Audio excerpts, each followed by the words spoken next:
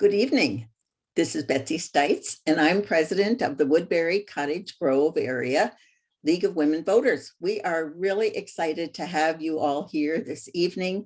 We have a wonderful program tonight that Paul's going to be facilitating, and it's going to help us learn how elections work here in Washington County. And it couldn't be more perfect timing with our primaries coming up and all that's going on. So we're going to turn it over to Paul in just a minute. I just wanted to reinforce a couple of things about our league, about every league, that our mission is to empower voters and defend democracy. We're here really to make sure that every person has the right and the desire and the knowledge and the confidence to participate. And it couldn't be more important when we're talking about elections. The other thing I want to always reinforce is how important it is that we are nonpartisan. We neither represent or support or oppose any candidate or political party, and focus on the processes and systems in place for elections so that we can provide voters with the information they can use to develop confidence in our elections here in Washington County. So I'm going to turn it over to Paul, and he's going to introduce our two great speakers, and we will move forward. Thanks, Paul. Great, thank you, Betsy. And as Betsy said, my name is Paul Huffman. I'm the Voter Service Director for League of Women Voters, Woodbury Cottage Grove area. And in that capacity, I'm responsible for leading and coordinating our efforts to help educate and inform and empower voters to participate in the electoral process. That includes helping people register to vote, making sure people understand how, where, and where to vote, helping people with what's on their ballot, who the candidates are, and then understanding how elections work to help people have confidence in the security and the validity and integrity of elections, and that their vote is being counted properly. So this program this evening is a critical part of that, helping to inform and educate voters about how our elections work to ensure that people have confidence in our elections and the election outcomes. Over the last several years, we've heard a lot about elections in our area, in our state, in our country. Given the importance of public trust and confidence in elections as a part of a healthy democracy, as Betsy said, we thought it important as we enter the 2022 election season to ask the people who are responsible for running our elections in Washington County how they work. As Betsy also said, we are a proudly nonpartisan organization, but we are highly principled. Elections are part of our political process, and the laws and perspectives around elections are frequently viewed through a political or partisan lens. This program is focused on the processes and systems in place for elections, and it's intended to provide voters with information based on the laws and the administrative procedures of the state of Minnesota and Washington County, so that our voters can use that information to develop confidence in our elections. This program will have the Q&A feature enabled at the bottom of the screen.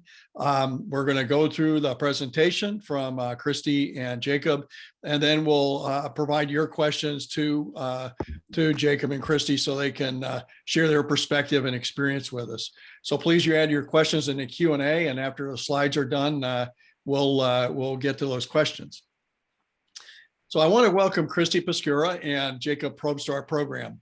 Both of them are new in their roles with Washington County since the 2020 election. Christy is the Washington County Taxpayer Services and Elections Division Manager. She has worked for Washington County for more than 20 years and started in her role as the Division Manager for Taxpayer Services and Elections in 2021, so before the 2021 election. Jacob is now the Washington County Elections Coordinator. He started in this role after the 2021 election. And he previously worked in elections at Anoka County. So a lot of county experience for Jacob and Christy, both new in their roles since the 2020 election here in Washington County, but have some experience and perspective to bring to their respective positions. So I want to welcome again Christy and Jacob to our program, and turn it over to both of you to share with us how our elections work in Washington County. Thank you. Thank you. Thanks. Thank you. Go ahead, Jacob. I was going to say thank you. I'm just going to share my screen. Go ahead, Christy. Okay. Thank you very much for the opportunity to be with you tonight. As Paul said, I'm Christy Pesquera, Division Manager of Taxpayer Services and Elections at Washington County. We appreciate very much our partnership with the League of Women Voters, and we're excited to share our program with you tonight about how elections work in Washington County. So we'll get started. Jacob, did you want to start this slide? I'll do my introduction here. Okay, I'm Jacob Probst, and I'm Jacob Probst. I'm very excited, very happy to be here. Any chance I can get to talk about elections, I'll take it. So here we go. Can you see that, Christy? I can, I think.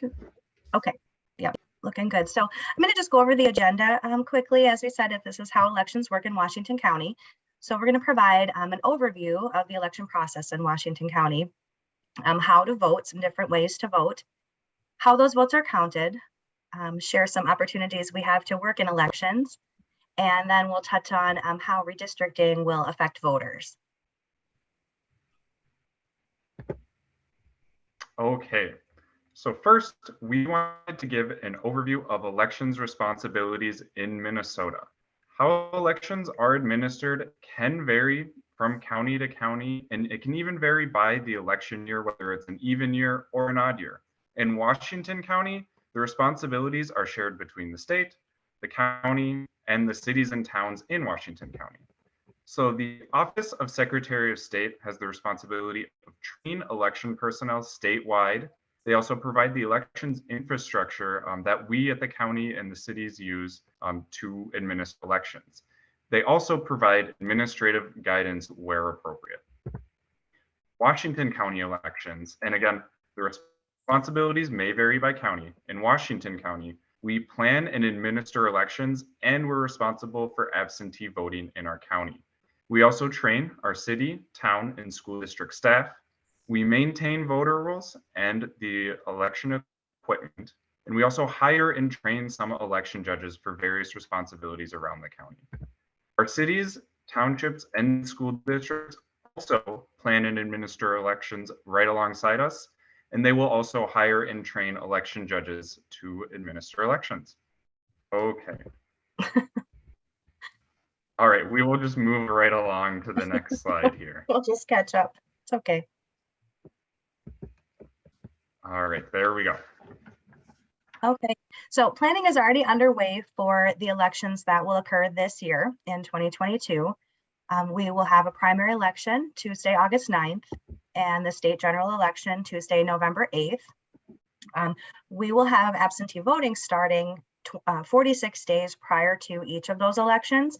So that is the date indicated here. So voting starts Friday, June 24th for the primary, and then Friday, September 23rd for the general. And then speaking of voting, we'll talk about some ways you can vote in Washington County. One way is absentee in person. And as I mentioned, that starts 46 days prior to each election at 5 vote centers that we have located throughout the county with the locations listed here. And any voter from any city or any municipality can go to any of these locations. They are ready to serve any voters from anywhere in the county. And they are there from 8 to 4:30, Monday through Friday. And the next option is absentee by mail. And you can apply for a ballot through mnvotes.org. The ballot is then mailed to you, and you can return that ballot in a couple of different ways. One would be through the mail. The other would be to take it to one of our vote centers and deliver it to the wonderful absentee judges that work at our vote center locations. And then the final way, which I think we're all aware of, is voting on election day at your polling location. Polls are open from 7 a.m. to 8 p.m. And you can find your find your polling place also at mnvotes.org. And then we've found in Washington County that Washington County voters do like the absentee process, whether it is in person or by mail. And so we recommend that you vote early, request the ballot early, go into the voting centers in those first few weeks of absentee voting. But whichever way you do it, we're glad that you're voting. All right. After you have submitted your ballot, you may wonder, and many people wonder, how your vote is actually counted. So we're going to walk through that here on this slide. So the voting process is laid out in statute, and Washington County prides itself in security and centralization of its vote processing system. Our system and our procedures go above and beyond to ensure that all votes are securely recorded and maintained. So first, as ballots are returned to the county, whether they're submitted early in person at one of our vote centers or delivered to us through the mail, they are accepted and rejected by the Absentee Ballot Board. Requirements for accepting and rejecting ballots are prescribed in Minnesota statute. If a ballot is rejected, that voter is sent a new ballot as soon as possible. Next, in the vote process, absentee ballot envelopes are opened and ballots are tabulated. In 7 days before the election, accepted ballots will be opened by party-balanced ballot board judges. They are inspected and then tabulated in high-capacity ballot scanners. In the next step, polling place and absentee results are reported electronically on election night. So per statute, results may not be viewed until 8 p.m. on election night. So while during that 7-day period before the election, we are tabulating ballots, we're tabulating the ballots, the results will not be printed or reported to any of our judges or staff. But at that time, at 8 p.m. on election night, all ballot tabulators, including the ones at the polling places that you'll see on election day, and the absentee locations, they will print results on paper, then electronically report unofficial results to the county. All results reported on election night are unofficial. So any results that are being reported by media outlets or even on the Secretary of State's website, those are just unofficial results that are released immediately because the public likes to know early, and I do too. The next step, after election day, after we've brought all the polling place materials and absentee materials into the polling place, official results are reported and certified by our canvassing boards. So at the canvassing board meetings, which are convened by the state, the counties, municipalities, and school districts all across Minnesota, those canvassing board members will certify election results. Only at this time are the election results considered official. If you would like to be a part of the Washington County Elections Administrative process and experience some of these steps that we have some amazing opportunities for you. So here are all the opportunities we have to be an election judge or work on the election staff. Male judges, this first one listed here, this is a short-term position we have available. And you can prepare materials that we will be mailing to voters. The next one there is our vote center judges. This is for the 46-day absentee voting period. And you can work as an election judge to administer to those absentee voters. The next two positions, the absentee ballot judges and ballot board judges, they assist with the processing of those returned absentee ballots. This includes many of the processes that I just described in the previous slide. The next one there that many people or most voters are familiar with is the election day judges. This position you administer just for election day. You assist the voters at the polling place. And depending on where you are working in the county, which city you'd be working for, you may be hired by the county or by that city, depending on how we have the administrative duties distributed between us and the cities. And lastly, this position is our election special project position. It's a full-time temporary position with benefits. You can apply for this position online at the Washington County Job Opportunities portal. It's a little different, and it's full-time and for employees that will be employed with benefits instead of our election judges, which are hired as hourly temporary employees. If you're interested in any of these positions, we strongly encourage you to apply. You can do so at the Washington County Elections webpage. or you can call our office and we will direct you to or get you any forms that you may need to apply. And then we just wanted to touch briefly on redistricting. At the completion of the decennial census, Minnesota underwent redistricting to equalize population among electoral districts. So what that means is there are new boundaries in some places that will go into effect in 2022 and for the 2022 election, which also means some voters may have different polling places as a result of redistricting. In mid-June, all voters will be able to check their new polling places and electoral districts at mnvotes.org. And then in July, we'll be mailing notices of polling places to all households with at least one registered voter, even if the polling place or electoral districts did not change. And then for more information on redistricting, including the new precinct map, you can go to the Washington County Redistricting webpage. I also wanted to just mention, if you take away anything tonight, we'd love for you to take away that mnvotes.org is a great resource for anything elections in Minnesota, as well as our information. We are always available by phone, by email, in the office to answer any questions or assist voters in any way we can. Thank you. And that's the end of our presentation. We're happy to take questions. And I know Paul has got is going to moderate that for us. Yeah, thank you, Jacob, and thank you, Christy, for that information. Some questions based on your presentation. One question is, there was a lot of discussion and change during the 2020 election due to the pandemic and our absentee balloting process.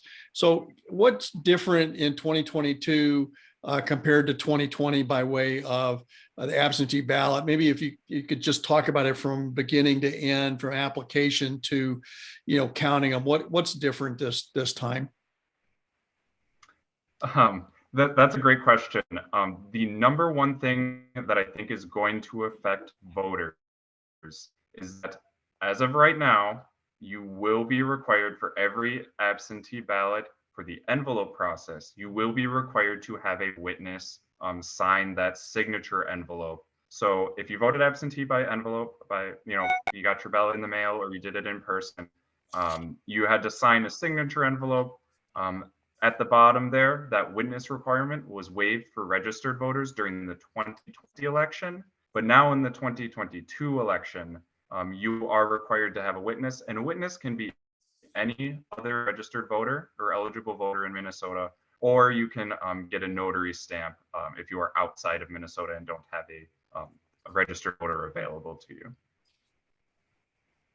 Is there anything different with regards to the request process or how they're verified by the county? The process for verifying absentee ballots is still the same. So you can register, or you can sign up online, or excuse me, apply online at that mnvotes.org available during the 2020 election. Or you can do a paper application if that's what you prefer, and we can mail that out to you, or you can print it off from mnvotes and send that in to our office or the state, and they'll send it to us. We are more prepared, I would say, for the volume. I don't think many elections administrators were expecting that same amount of volume they got in 2020. But in 2022, we are prepared for maybe not as many people voting by mail, but definitely still prepared. We've found that voters do enjoy having the convenience of voting at home. Great, thanks, Jacob. So when we talk about, the ballot board reviews the absentee ballots, what would cause an absentee ballot to be rejected? The number one reason is if the identification number that you applied with does not match what you put on your signature envelope. So when you apply for your absentee ballot, you give your name, you give your ID, you give your date of birth, and we record all that information, and it's tied to the signature envelope that you'll put your ballot in. So then when we receive that back, the absentee ballot board, which consists of election judges and county election staff, they will review those numbers, compare it to your application, and if your numbers don't match, it may be rejected.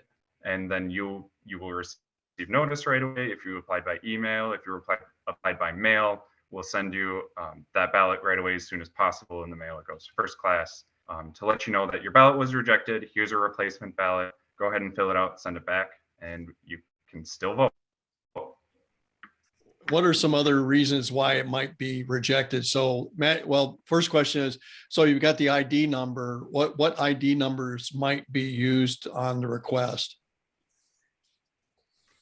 It is either the last four of your social security number or your driver's license ID number. And I forgot to mention, I'm sorry, another major reason that ballots were rejected is because they did not have that witness signature on the signature envelope. I forgot about that because we didn't have that in 2020. Okay. In 2021, that witness signature was required, and in 2022, that witness signature will still be required. So make sure you have that entire signature envelope filled out. Great, thanks, Jacob. What would it help if people put both numbers? Does that make a difference on their request? They certainly can. On most applications, most voters will put both numbers on the application. That way, it doesn't matter which one you put on your signature envelope. But certainly, if you would like, go ahead and put both on your signature envelope. That we will Right. never. We always enjoy people doing their due diligence when voting. Great, thanks very much.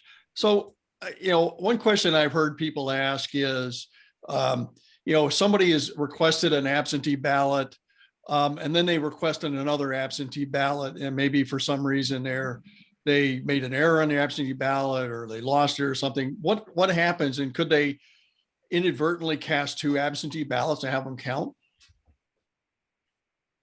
Great question. And yes, we get that one all the time.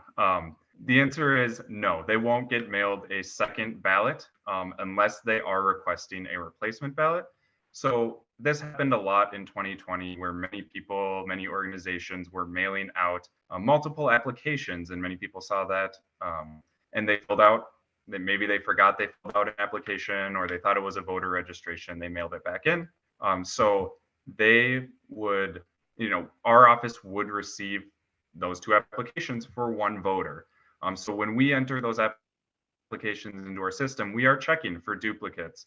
And if the same person's name or the same person's ID is flagged, saying they already have a ballot, then we'll reach out to the voter, and 99.99999% of the time, they just forgot that they had already applied, or maybe that they even already filled out their ballot and mailed it in.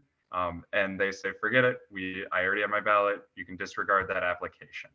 We have those checks in place to ensure that no voters are receiving more than one ballot at a time. Great, thanks. And just kind of sticking on this custom about absentee voting, because we had a lot of people voting, outside of election day last time. So if a person does send an absentee ballot and then decides they want to change their vote, can they do that? And what's the time frame for doing that? Great question. So that's called a clawback. And I believe that term is actually in Minnesota statute, a clawback. So if, say, you vote in the primary right away, like we recommend, and then you find out that the candidate that you prefer dropped out of the race for whatever reason, you can claw back your ballot by reaching out to our office. And as long as it's before that 7 days before we start opening ballots and start processing, you can claw back that ballot. But after those 7 days before the election, that's it. Your ballot is in, you voted, congratulations, but you cannot claw it back. Great question. So once you start opening ballots in the ballot board, people can't claw them back because ballots have been opened. So you don't know where theirs is in the process. Correct. Yep. We have a secret ballot in Minnesota and in the United States, actually. So we don't tie, once the ballots are being counted, are being tabulated, we do not tie any voter names to any of our ballots. Correct. Great, thanks. Yeah, and I've actually had the opportunity to be on the ballot board a couple of times, and I thought it was a great experience. And really recommend it to anybody who's interested in learning more about how this process works. And then there was a question, in the Q&A about the ballot board and the partisan balance in the ballot board. How does that work, and why is it set up that way? That's a great question. So part of, one of the things that we really pride ourselves in Minnesota is the partisan balance, and it acts as a check in our election system. And we have that at our polling places. There are party balance requirements in place. One of the more maybe interesting things is the partisan balances were maybe less clear in statute for our absentee ballot boards. So you may have heard a lot of talk about that in the news recently. For Washington County, partisan balance is on our, we do elect partisan election judges on our absentee ballot boards, especially when we open and start to tabulate those results. One of the questions was that we've received in the past, especially when I was at Anoka County, was what the partisan balance looks like for the accepting and rejecting. And because that part is laid out in statute and the requirements are very clear in statute, the partisan requirement was less specific, but we will still at Washington County have partisan election judges serving on the absentee ballot board during accepting and rejecting process. So that's a very topical question that we've been getting a lot of in just news and from the political parties. All right, great. Well, thanks, Jacob. And kind of just again on the absentee ballots, and we talked about the witnessing of that. Can the staff at a voting center, early voting location, can they serve as a witness on the absentee ballot envelope? Yes, the staff at the absentee vote center, per statute, election judges are allowed to serve as witnesses at the early vote centers, verifying that this person is who they say they are, that they show me a blank ballot, that they sign, that they filled the signature envelope on their own, and that they are the ones who submitted the ballot to me. Or to the election judges at the vote center. Now, the witness requirement for when the ballots are mailed out is still the same thing. That's what the witness for mail ballots are doing. They're just saying that, yep, this person is who they say they are. They're filling out the ballot. They showed me a blank ballot before they voted. Then they put their ballot straight into the envelope and sign the witness signature, or excuse me, sign the signature envelope right in front of me. And now I am signing, verifying that, yes, they did all of that. Great. So you do not need to bring a witness with you to the vote center if that's a concern that people have. We have witnesses there. Great, thanks. That's good to hear. Kind of getting away from the absentee voting a little bit. One of the things, and last year the legislature passed a law talking about ballot drop boxes, and just to codify what the requirements are around that. Has Washington County used ballot drop boxes in the past, and how does that legislation affect Washington County? And are you looking at having drop boxes this year? So that's a great question. Again, very topical. That's a lot. We just discussed that one of our meeting with the county elections administrator. So Washington County does not have the 24-hour drop boxes available for absentee ballots. Ballots can be returned by mail, or they can be returned to 1 or 5 vote centers during regular business hours. We do not have in Washington County 24-hour drop boxes. But statute, if for whatever reason, maybe you work a 9-to-5 job like I do, and you can't necessarily get into a vote center during the day, so you're wondering how you could return your ballot, maybe you can always send it in the mail, or statute allows someone to drop off up to 3 other people's ballots with the photo ID. So they could come in during business hours with your ballot and say that I'm dropping off so-and-so's ballot, here's my ID, and and submit the ballot for you. Great, thanks. we're looking at election day and voter registration and some of that. So from a standpoint of verifying people's registration, how is that done when I go to the polls on election day, or maybe I'm going to an early voting location? How is my registration verified? Great question. So when you register to vote before you go to the polls, we will receive those registrations, and we do two things. We verify that you are who you say you are and that you live where you say you live. So we verify you are who you say you are by looking at the identification that you provided. So if you put the last four of your social security number or your driver's license ID, we will check either the Social Security Administration's numbers and names or the Minnesota driver's license database, and verify that you are who you say you are, that your name is indeed tied to that ID. And then we will mail you a postal verification card and that's those little cards you receive in the mail. And that's just verifying that you can receive mail at that address, that you are the person who lives there. And if those cards bounce back to us, we will make a note of that and just make you verify your address before you make it to the polling place, or when you make it to the polling place on election day. Did that answer your question, or was there a second Well, I think part of here?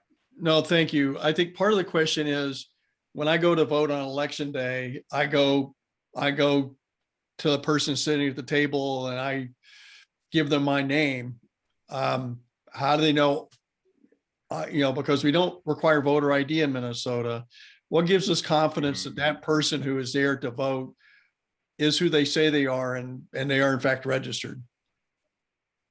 Yes. So in Minnesota, we don't have voter ID, but all of that information is verified ahead of time, so that when you go to the polling places at your precinct, when you give your name will be on the list. And if it's not on the list, then unfortunately you have to do an election day registration, which we still have same day registration in Minnesota. So you can still you just have to again verify that you are who you say you are and you live where you say you live.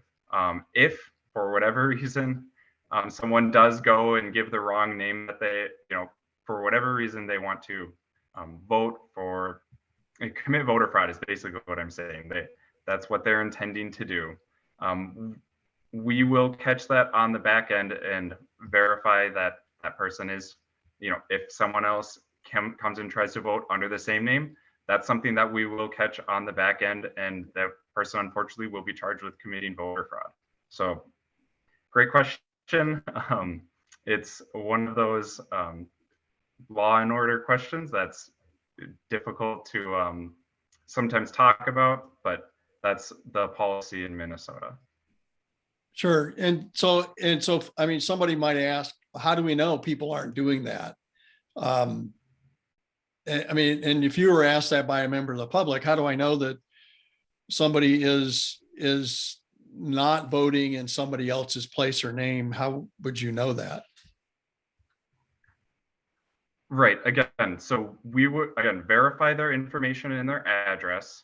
And if they vote at their precinct and someone else comes and tries to vote in their name, then that's something that we would catch on our end and notify law enforcement. Right. It seems like and one of the things that occurs to me is with the high level of voter turnout we have, somewhere, I think what the voter turnout in Washington County in 2020 was, I want to say close to 90%. And Christy's nodding her head. Yeah. So it seemed like if there's any significant number of people doing that, there's a 90% chance that somebody's voted in that name. Basically. Correct. Yes. Okay. Thanks. Yep. One of the things that we've seen the last couple of years is these electronic check-in devices. How has that impacted, the election process for voters? And is that making our elections more secure or less secure? And why? Why do you see that?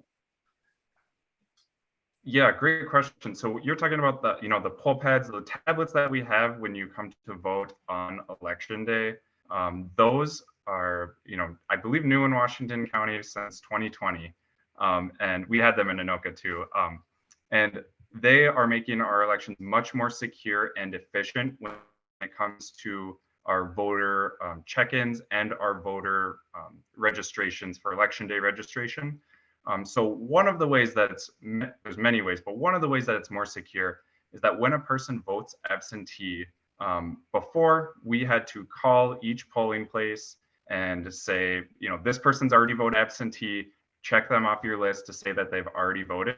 But with this new technology, we are able to put into our system and say, these people have already voted absentee, push that out to the polling places and mark that that person has voted absentee. Now, if for whatever reason, people get concerned about technology, and sometimes technology can, cause trouble for people who may not be technically, maybe technically challenged or something. Judges, voters can always call us and we can verify the information. We can go back to the paper records and see, has this person voted or not, and verify that through our paper records. So one thing in Minnesota that we really pride ourselves is still having that paper trail. So I know when those poll pads roll out in a new county, people get concerned and say, these are connected to the internet. Sometimes, mistakes can be made, but that's something that we plan for, and we do have that paper trail still, even though it's the internet process is there. Great, thanks. And so, how often are those registration and voting records electronically updated? We go on election day, I check in, I get my ballot and I cast my ballot, or maybe I do an election day registration. So how often is that updated, and do other precincts know that I have voted or I've registered? Is those systems talk to each other? They do not talk to each other on election day, but after election day, we're able to review and we can easily check for those. That's something we're required to do anyway without poll pads. So that's something it's a much easier process for us to do, to verify that, the same IDs weren't used or the same names weren't used. And that's, uploaded to the statewide voter registration system. So your voting history is posted, which just says, the voting history just refers to, that you voted in this election. It doesn't record how you voted or even when you voted. It just records that you voted in that election. And that's one of the processes that we have, that we just maintain that for each voter roll. Great.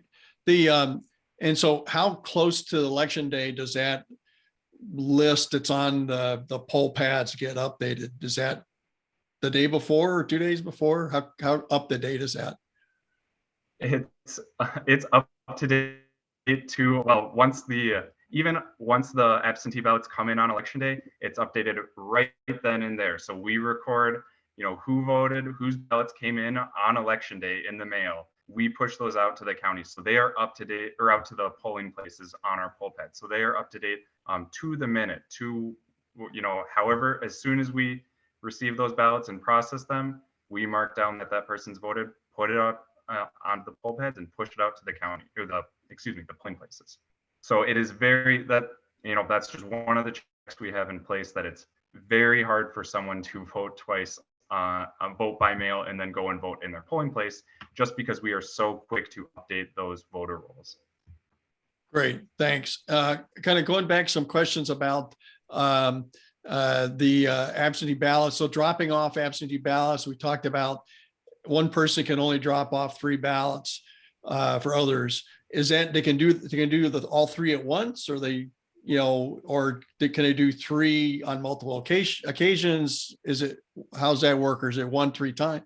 Is it 3 total for a person dropping them off? Yeah, this is a really good question, and this was one of the things that just we really learned in 2020, because that question came up. It's 3 per election.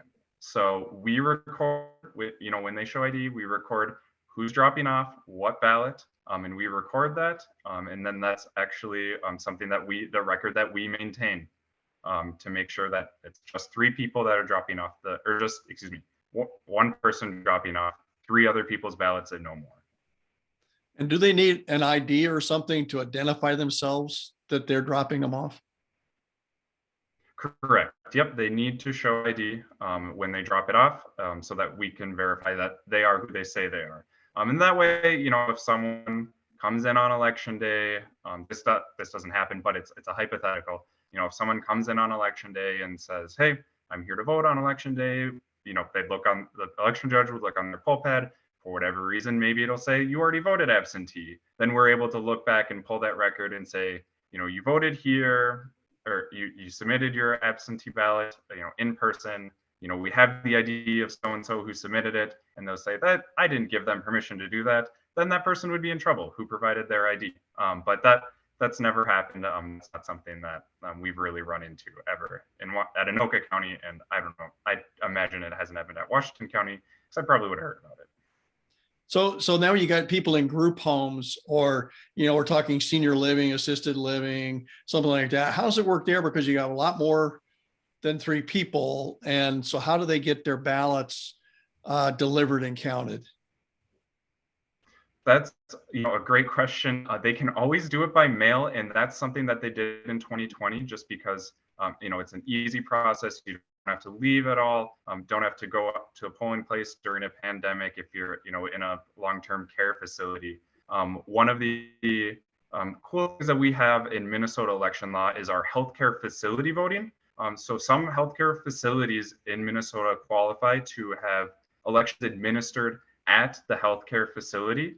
So we will either send election judges, or in 2020, a lot of the facility staff were trained to administer ballots to those judges, or to those residents in those facilities. So that way they don't have to worry about finding someone to be their witness and bring in the election, have someone deliver their ballot to the county.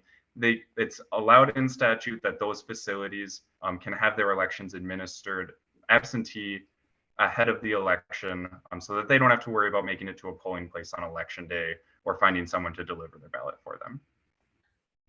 Okay, thanks. And then, so again, for, a lot of times, and we spend in the league, we focus a lot on voter registration, and, and the people where we have the greatest opportunity as young people who are just turning 18 and eligible to vote. People have moved who need to register, change their registration. But then we also have senior citizens who have recently moved into a senior living facility of some sort. A lot of times those folks don't have current driver's licenses. How do they register if they don't have a current driver's license and don't have that kind of ID? That's a great question. So they still do, in Minnesota, are not required to have a driver's license to register to vote.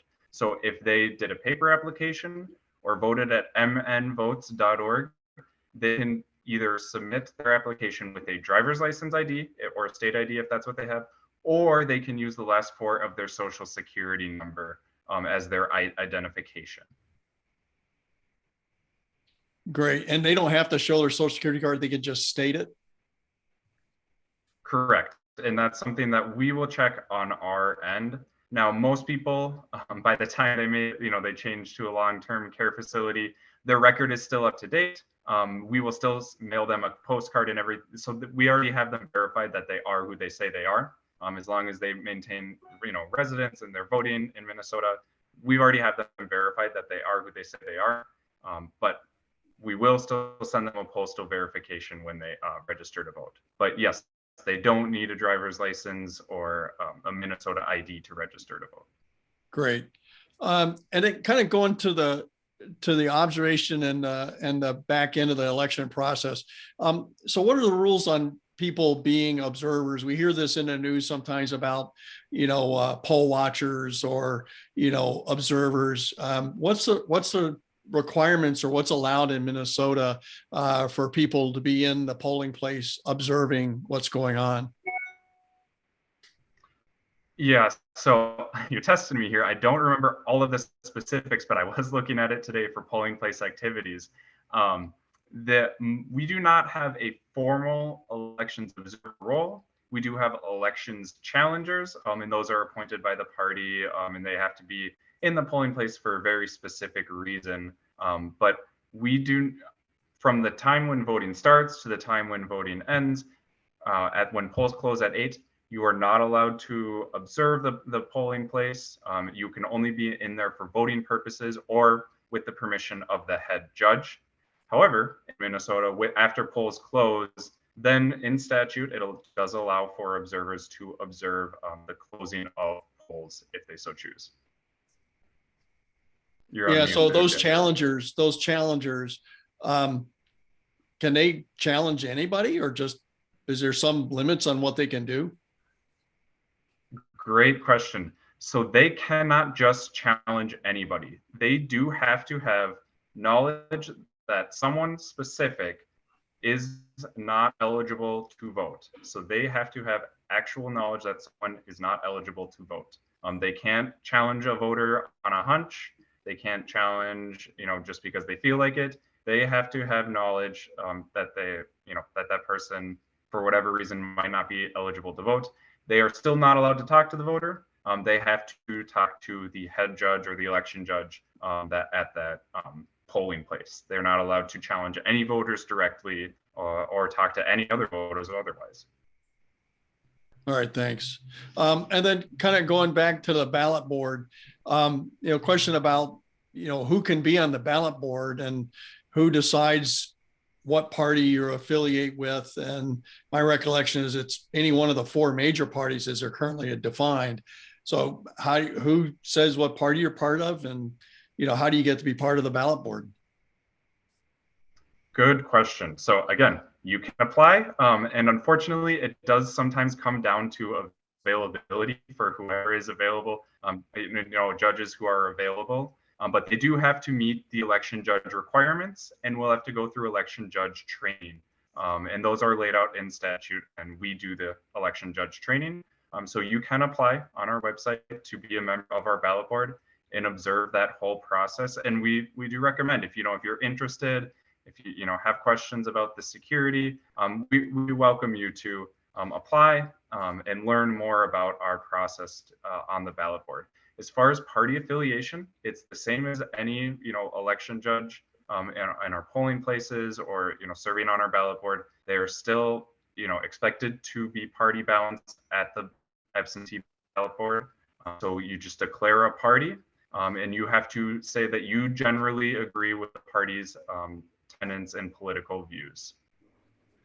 So does every election judge have to identify a party affiliation?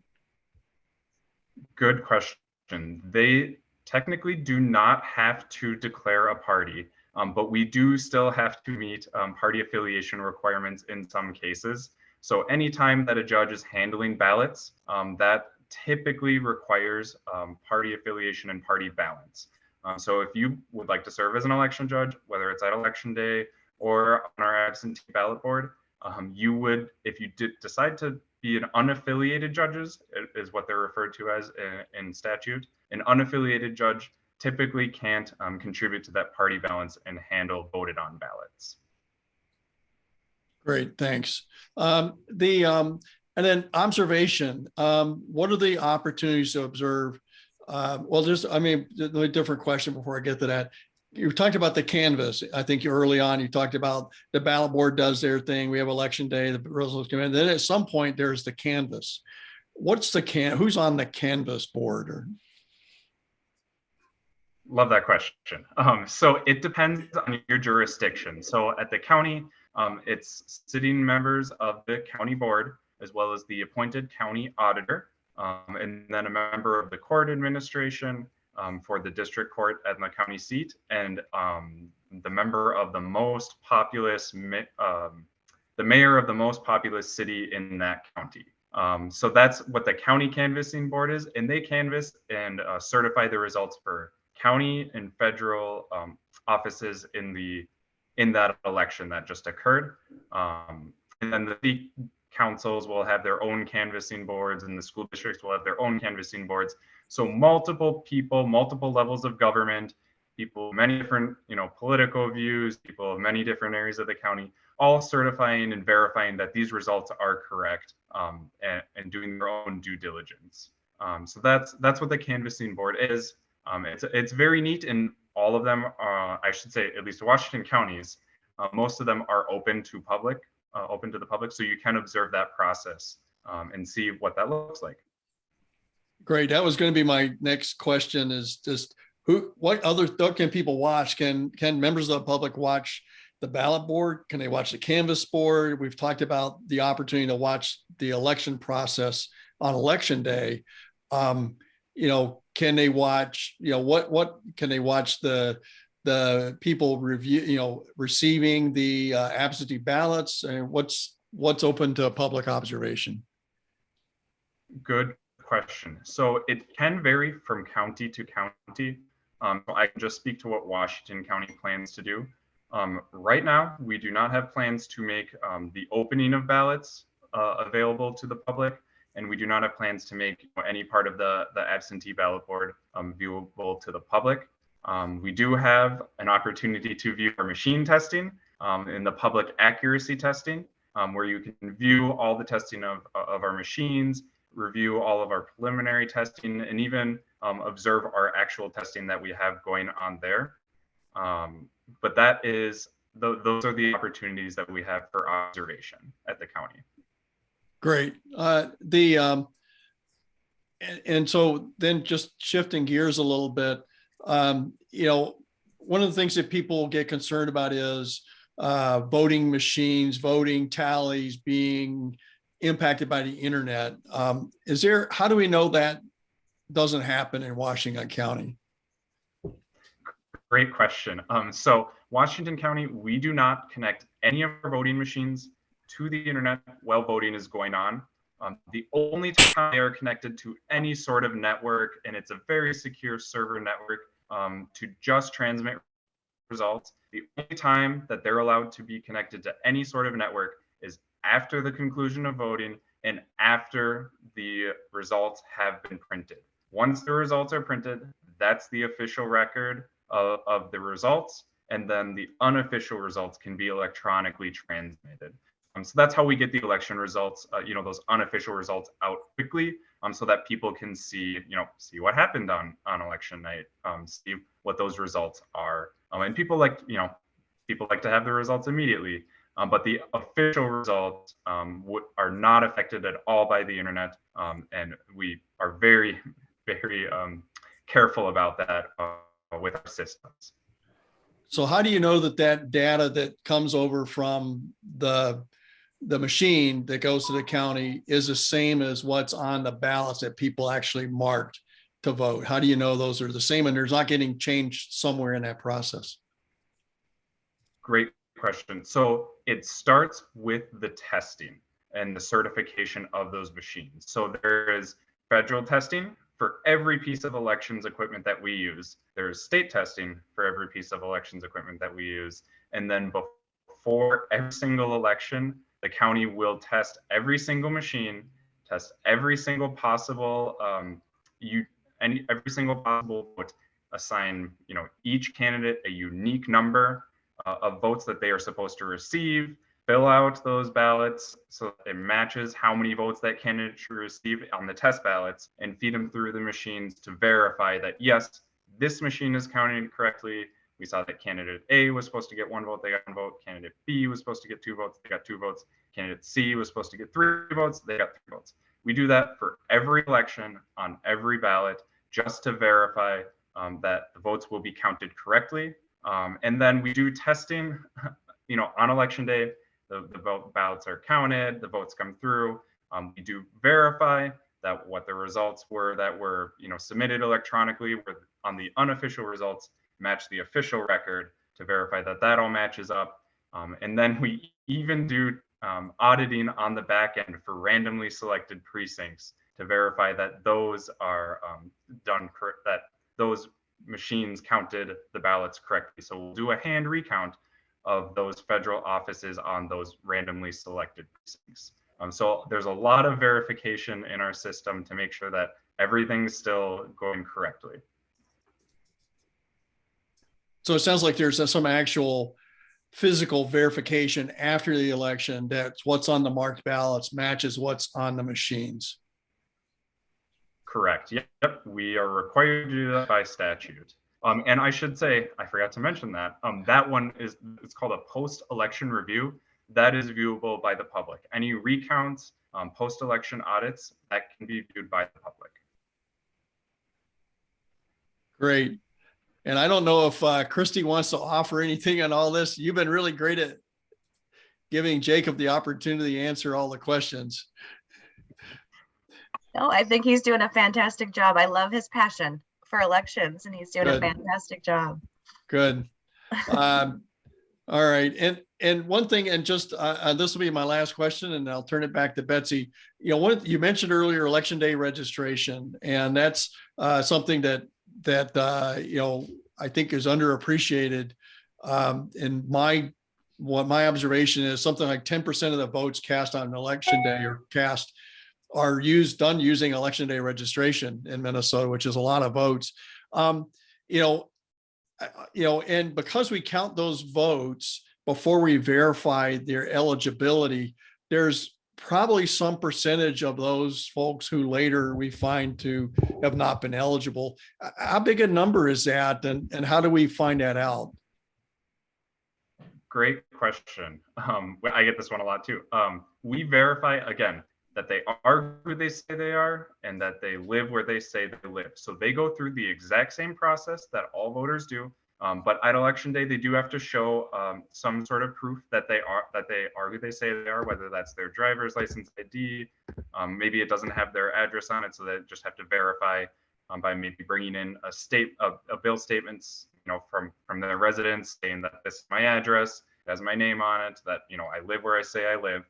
Then they're allowed to vote. But we do keep track of who those people are, those election day registrations, and we will send them those same postal verification cards just to verify that they do live where they say they live.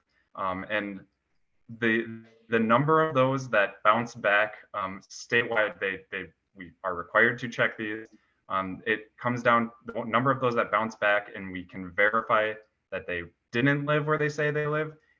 It's always something like 0.000021, I think is what it was in 2020. So just a minute proportion of people that didn't live where they said they live for whatever reason.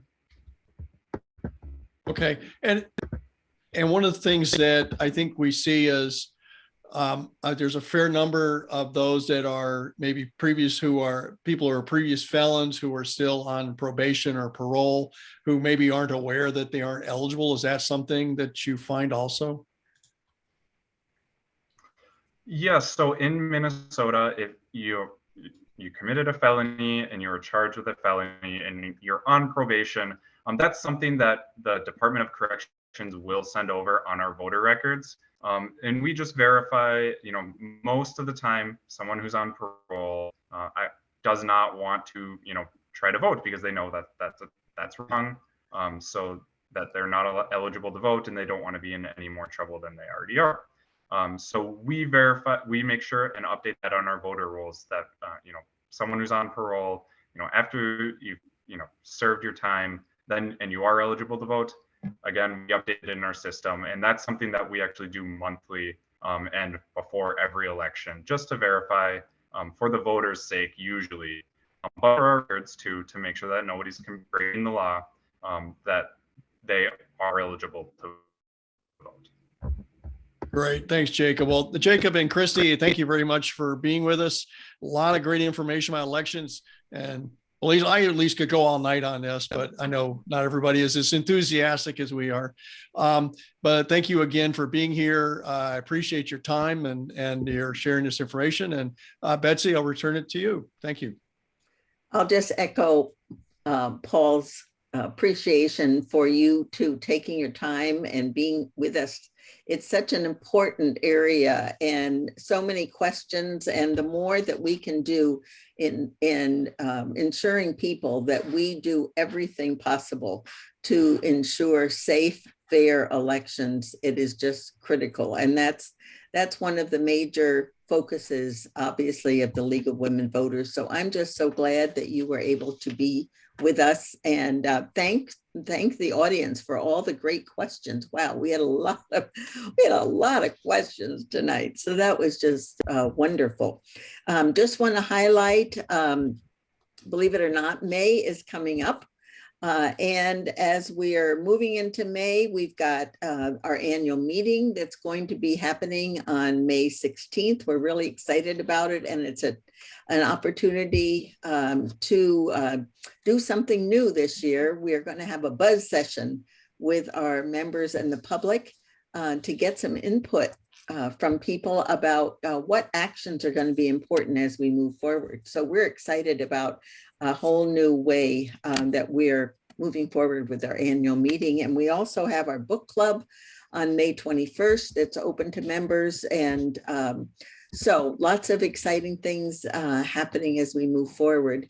Again, thank you very much, Jacob and Christy. We appreciate you being here, and we appreciate all the individuals who came tonight to continue to get some great information and be those knowledgeable voters. Everybody have a great rest of the evening.